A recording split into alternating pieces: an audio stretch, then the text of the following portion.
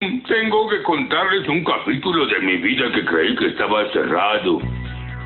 Un día iba camino a Almacenes Alto a comprar un abrigo original, pero tenía que hacer una escala en la ciudad de Nueva York.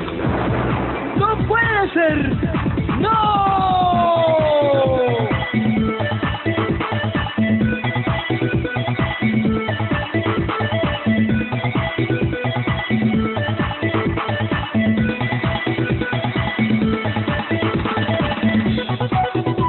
Todo el planeta se conmocionó. ¡Dios mío!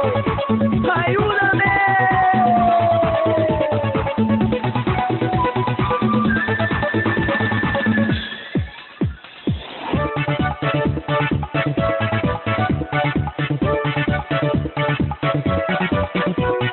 Cuando te fui a buscar, no creí lo que estaba viendo. Las torres en llamas, lleno de humo negro. Y tú en ese lugar. ¡Ay, Dios mío! ¡Ay, ay, ay!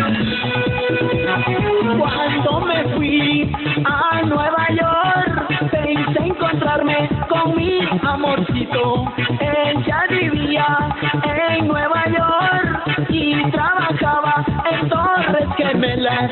Una llamada la recibí, solo me dijo adiós mi amor.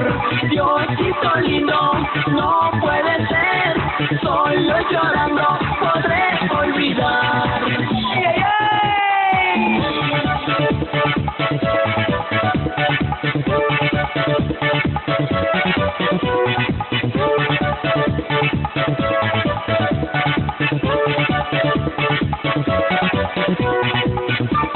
Para todos los amigos en los Estados Unidos,